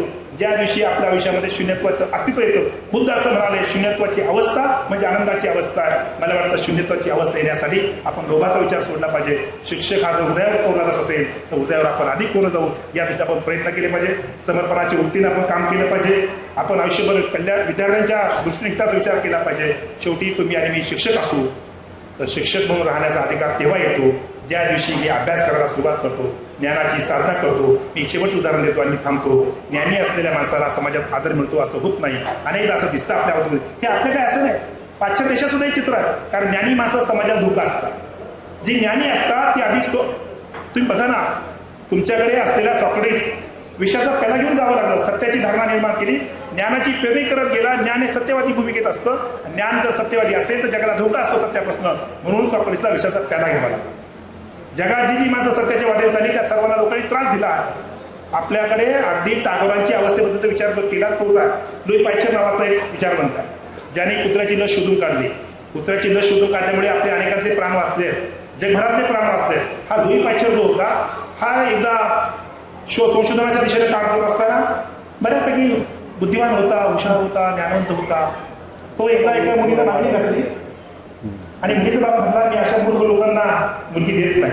तेव्हापासून आणि लोक मूर्ख असतात यावर माझा विश्वास आहे. लोक आपल्याला शहाणं म्हणतात, हा काही शहाणपणा भाग नाही. एकदा मी तांदूळ वाचत होतो, त्याच्या संदर्भात विश्लेषण एक असं केलं, जगामध्ये शाळा ज्या निर्माण झाल्या आहेत त्या शहाण्या बनवण्यासाठी निर्माण झाल्या आहेत, पण जगाचा इतिहास शहाण्याने निर्माण केला नाही, तो वेड्याने निर्माण केला आहे. आता समाजाला गरज आहे ती वेडी माणसं निर्माण करणार शाळांची. आज आम्हाला वेडी माणसं दिसतात का? अवतीभोवती वेडी माणसं दिसत नाही. अरे अवतीभोवती वेड्यांचा इतिहास जर निर्माण करत असेल तर ध्येय नक्कीच होणारी माणसं निर्माण करावं लागते. तेव्हा तुम्ही पाश्चात्य शास्त्र असं म्हणाला की माझी मी इतका वेडा नाही आहे. तो एका कॉलेजमध्ये विद्यापीठामध्ये प्राध्यापक होता, मी इतक्या वेडा नाही की माझ्या मुलीची गाठ तुमच्या सोबत घालावी, इतका मी मूर्ख नाही. मुलीचं मात्र प्रचंड प्रेम होतं, पुढे दोघांचं लव्ह मॅरेज झालं.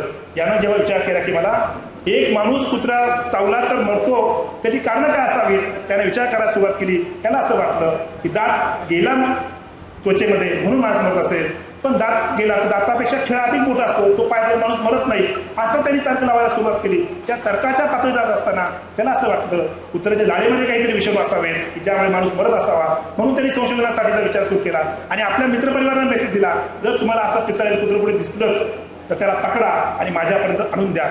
बाकीचे असं म्हणाले, तू गावाभर कुत्रे पाहत फिरतो, तुला लोक वेडे म्हणतात, तू आम्हाला वेडा करणार आहेस का? आम्ही कुत्रे पकडावे आणि तुझ्यापर्यंत पोहोचवावे, इतके वेळे आम्ही नाही. कुत्रे तूच पकड, पिसळलेला आहे तूच शोध, पण आम्हाला या फंदात पाडू नकोस. आता त्याला प्रश्न पडला. तो म्हणला आता नाहीच तुम्ही देणार तर ठीक आहे, पण एक गोष्ट करा, जर पुढे पिसळेल कुत्रं दिसलंच तुम्हाला तर मला फक्त सांगा इथे पिसळेल कुत्रं आहे. त्याप्रमाणे लोक त्याला संदेश द्यायला लागले. हा वेडा झाला. एका अर्थानं लोक त्याला म्हणायला लागले, हा पिसळलेल्या कुत्र्यासारखा वेडा आहे, कुत्रे शोधत फिरतो. त्याने पुढे लस शोधली. लस शोधल्यानंतर त्याला यश आलं. मग लस आल्यानंतर रशियाने विनंती केली एका लसी आम्हाला द्या. जगभरात लोक उपचारासाठी जायला लागले, पण जगभरातले लोक उपचारासाठी जात असताना त्याला गावच्या लोकांनी असं ठरवलं, हा वेडा आहे, पिसळलेल्या कुत्र्यामागे लागतो. ज्ञानाची साधना करायची माणसं वेडी असतात, जी माणसं साधना करतात ती वेडीच असतात आणि वेळेच माणसं समाज उभा करतात. तेव्हा समाजाला आता जास्त गरज आहे ती शहाण्या माणसांची नव्हे, अशा ध्येय वेड्या माणसांची अधिक गरज आहे. प्रभाकर तुम्ही त्यापैकी एक आहात. अशा ध्येयवेड्या माणसांपैकी तुम्ही एक आहात. त्यामुळे ध्येयवेडेपण जे आहे ते तुम्ही आयुष्यभर जपावं. तुमच्या निमित्तानं आयुष्यभर हा सारा प्रवास करावा. शेवटचं विनोबाचं उदाहरण तुम्ही थांबतो. विनोबाजी जे म्हणाले होते, विनोबाजी म्हणाले शिक्षण ज्याला व्हायचं त्यांनी डिग्री मिळवायची का? सरांनी उल्लेख केला, आम्ही एमएचे क्लासमेट होतो असा उल्लेख केला. सर माझी पण अवस्था अशी झाली, मी डीएड होतो, मला कोणीतरी म्हटलं डीएड करून उपयोग नाही, जरा बीएड कर. मग मी बीएड केलं. बीएड केलं, मला कोणी म्हटलं त्याचा काहीच उपयोग नाही आहे, तू एमएड कर, म्हणून एमएड केलं. मी लक्षात असं आलं की सर डीएड बीएड एमएड करून आपलं काहीच कळत नाही आहे, शिक्षण नावाची गोष्टच कळत नाही डिग्री मिळवल्यावर. मग एमबीए केलं, लक्षात आलं हेही कळत नाही आहे. कुणीतरी म्हणलं मग एमए कर. मी 8 एक विषयात एमए केलं, माझ्या आता लक्षात येतं की पदव्या घेतल्यामुळे आपलं काहीच कळत नाही. मला आता इथे बसल्यानंतर मकरंद सर असं म्हणाले की जास्त शिकलं की माणसं जास्त लबाड होतात. हे पेरियर नावाचा त्यामध्ये विचारवंत असं म्हणाला की जितकं शिक्षण जास्त तितकं माणसं अधिक भ्रष्ट असतात. शिकलेला गावातला माणूस गाव खातो आणि जिल्ह्याचा माणूस जिल्हा खातो, त्यामुळे शिकलेली माणसं जास्त भ्रष्ट आहेत. हे पेरियर जे म्हणाला ते अधिक सत्य वाटावं अशी आपल्या अवतीभोवती परिस्थिती आहे. ती आपल्याला खरोखर नष्ट करायची असेल तर मूल्यांची प्रगती करावी लागेल. तुमच्या माझ्या आयुष्यातली अधिक मूल्य आपल्याला जपावी लागतील. विनोबाजी जे म्हणाले होते ते शेवटचं मी सांगताना असं म्हणालो, विनोबाजी एक मुलगा गेला आणि तो म्हणाला मला शिक्षक व्हायचं, मला शिक्षक व्हायचं असं म्हणाल्यानंतर विनोबाजी विचारलं तू डीएड येते असं विचार नाही. विनोबाजी विचारलं तुला चप्पल शिवता येते का, तुला स्वयंपाक करता येतो का, तुला भाजी निवडता येते का, तुला शेती करता येते का, असे प्रश्न विचारले. आणि हा पोरगा म्हणाला मला काहीच येत नाही. विनोबाजी म्हणाले तू शिक्षक व्हायला पात्र नाही. आम्ही शिक्षक व्हायला जर पात्र नसू, विनोबाजी जे म्हणाले होते की जे शिकतात ते जीवनापासून तुटतात, जे जगतात ते शिक्षण घेत नाही. या 2 भिंती ज्या उभ्या आपण केल्या आहेत, शिकणाऱ्यानं जीवन जगावं आणि जीवन जगणाऱ्यानं शिकावं, अशा प्रकारचा एक विचार विनोबांचा आपण घ्यावा. प्रभाकरने आयुष्यभर कष्टानं जे उभं केलंय ती संपत्ती आहे. ही संपत्ती तुमच्या रूपाने ही संपत्ती आहे. बंगले किती बांधले, इमारती किती उंच केल्या, कोणत्या आपलं काय झालं प्रतिष्ठा वाहनावर आहे. BMW मध्ये आहेत का, हा प्रतिष्ठा आहे. आपल्याकडे श्रीमंती आहे ती फक्त आर्थिक आहे, प्रतिष्ठा आर्थिक आहे. आर्थिक प्रतिष्ठेवर माणसं मोदी जाता कामा नयेत. त्यामुळे प्रभाकरजी तुम्ही किती गर्भश्रीमंत आहात हे एक उदाहरण आहे तुमचं गर्भश्रीमंतीचं. अशी माणसं तुम्ही जोडलीत. एक माणूस लाख मुलाचा माणूस आहे. खरं तर वेळ द्या. 2 डायटचे प्राचार्य आहे, एक शिक्षण अधिकारी आहे. इतकी मोठी माणसं आपला वेळ देऊन 2-2.5 तास ते बसतात आणि आपल्या एका माणसाचं कौतुक करतात. अलीकडे कौतुकाचे शब्द फार वाटायला येत नाहीत. ते कौतुकाचे शब्द जाहीररित्या तुमच्या वाटेल आणली आहे. तुम्ही आजपर्यंत जे पेरलं ते तुमच्या वाटेल आलं आहे. तुम्ही आयुष्यभर हे पेरत राहावं इतक्याच भावना व्यक्त करतो आणि थांबतो. शेवटी तुमच्या चपला. आपल्याकडे बेंजामिन फ्रँकलिनचे उदाहरण आहे. मी प्रभाकरच्या चपला पाहतो कधी कधी पुण्यामध्ये आल्या. त्याच्या चपला असं विचारतो, त्या चपला मला बसत नाही. दोघांचे पाय भिन्न आहे. आमची दोघांची उंची सारखी नाही आहे. शारीरिकदृष्ट्या मी मोठा आहे, बौद्धिकदृष्ट्या तो मोठा आहे. त्यामुळे एकदा एका विचारला, इथे तुम्ही चपला बाहेर काढल्या असतील तर एकदा एका माणसाने असं विचारलं, चितळी मास्तराची कथा आहे, त्यात पुलांचं उद्गार आहे आणि मला फार चांगलं आठवत आहे की पुलांनी जी मीमांसा केली आहे त्यावरती ती खूप चांगली आहे. बाहेर अनेक चपला होत्या. अनेक चपला असलेल्या पाहिल्यानंतर पुला असं म्हणाले, त्या चपलांमधून गुरुजींची चप्पल घेऊन ये. एक मुलगा पटकन पळत गेला, गुरुजींची चप्पल शोधून आणली आणि दिली. तेव्हा गुरुजींनी त्या मुलाला विचारलं की ही चप्पल गुरुजींची तुला कसं कळालं. तेव्हा ते त्याचे उद्गार होते, ज्याच्या चपला झिजलेल्या असतात त्या फक्त गुरुजींच्याच असतात, बाकीच्या चपला झिजल्या असतात त्या बाकीचे. प्रभाकरच्या चपला झिजलेल्या आहेत, विचाराच्या चपला झिजलेल्या आहेत, समाजाच्या उद्धाराची भूमिका त्यांनी घेतली आहे. त्यामुळे प्रभाकर तुमच्या चपला ज्या आहेत त्या आयुष्यभर झिजत राहू दे. ज्या दिवशी तुमच्या पायाची चप्पल बाजूला पडेल त्या दिवशी हा समाज सुधारला असेल, ते सुधारच भाग्य तुम्हाला मिळू दे इतकी असं भावना व्यक्त करतो. सूत्रसंचालकांनी 11 मिनिट सांगितलं होतं साहेबांना, मग 1 मिनिट सांगितलं. अध्यक्षांना काहीच सांगितलं नाही आणि मलाही काही बोलले नाही. परंतु आता वेळ झाली आहे, त्यांचा आता स्वयंपाक बहुतेक आवडलेला आहे. शेवटी सारं काही पोटासाठी असाच आपला विचार असतो. आपण जे कमवतो ते पोटासाठी कमवतो. त्यामुळे आपण पोटाचा विचार न करता तुम्ही मला ऐकून घेतलं त्याबद्दल मी मनपूर्वक धन्यवाद देतो आणि या ठिकाणी थांबतो. थँक्यू. धन्यवाद सर.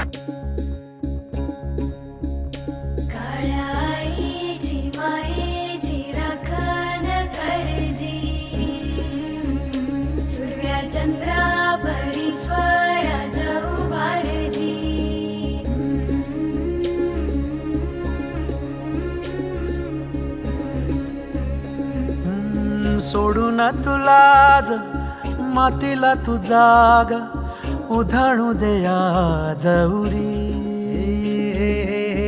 उजाडू दे आज साकड हे माग होऊ दे पहाट नवी. आता होऊन जाऊ दे साऱ्या जगाला पाहू दे पडू दे पाऊल जरी काट पाया खाली लाख येळा येऊ दे पडू दे पाऊल मोठी लढाई लढू मातीसाठी गड्या मनगटाचं जोर लावून. दाटला जरी अंधार एकजूट होऊ आज दिवा देऊ तेज धावर. तू आभाळ आभाळ वादळ तुझं तू राजा आसमानीचं बळ दावली. तू आभाळ आभाळ वादळ तुझं तू राजा आसमानीचं बळ दावली.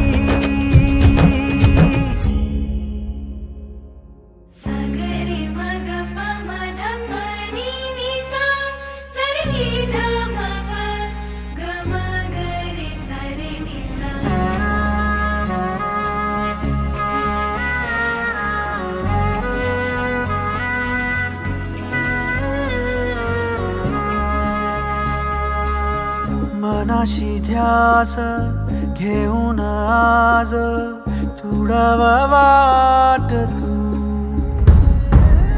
झोकून देर तुझा तू सार तुडावा वाट तू. धगधगता श्वास आता बेभान पेटू दे पडू दे पाऊल पुढं. काट पाया खाली लाख येळा येऊ दे पडू दे पाऊल पुढं. मोठी लढाई लढू मातीसाठी गड्या मनगटाचं जोर लावून. दाटला जरी अंधार एकजूट होऊ आज दिवा देऊ तेज धावून.